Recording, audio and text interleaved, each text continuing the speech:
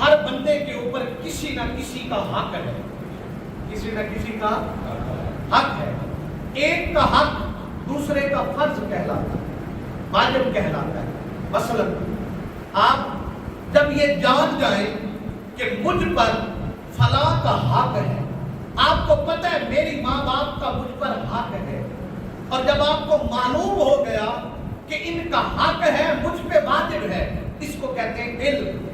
کیا کہتے ہیں؟ علم کہتے ہیں. کہ آپ جان گئے کہ آپ کا پر فلاں کا، بولے نا سارے فلاں کا، یہ کیا ہو گیا؟ علم ہو گیا. کیا ہوا؟ آپ نے وہ حق ادا کرنا شروع کر دیا. جب حق ادا کرنا شروع کیا تو آپ نے عمل کیا. یہ کیا کیا؟ عمل کیا. علم سے عمل میں ڈر گئے جو حق ادا کیا.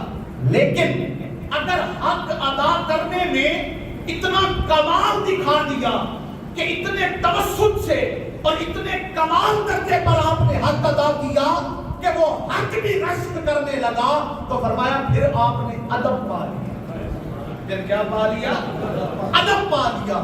اب صحابہ کی زندگی میں علم آیا حضور کی ذات سے، علم نے عمل سکھایا. علم نے بولے کیا سکھایا؟ اب عمل کیا ہے؟ نماز پڑھو. عبادات میں آ گیا، وہ نماز پڑھنے لگے، وہ روزہ رکھنے لگے، وہ حج کرنے لگے، وہ زکات دینے لگے، وہ جہاد کرنے لگے. اب یہ ہوا عمل. یہ کیا ہوا؟ اب وہ اپنے حقوق ادا کر رہے ہیں اسلام کے جو ان پہ واجبات ہیں. اس کو کیا کر رہے ہیں؟ بولے نا کیا کر رہے ہیں؟ ادا کر رہے ہیں. وہ واجبات ادا کر رہے ہیں، یہ ان کا عمل ہے. اب اگلی بات کیا ہے؟ فرمایا جب اگلی بات آئی تو فرمایا لا ترفعوا اصواتکم فوق صوت النبی. فرمایا میرے مصطفیٰ سے اجازت تو طلب کرو، میرے محبوب سے بات پوچھو، دین سیکھو، پر آواز سے آواز اتنی اونچی نہ کرنا کہ بلند ہو جائے. میرے محبوب سے آواز بلند نہ کرنا. بولو صحیح، حق ہے تمہارا، پوچھو تمہارا حق ہے، دین اسلام کی شریعت سیکھو تمہارا حق ہے، پر آوازیں پست رکھو، یہ ادب ہے.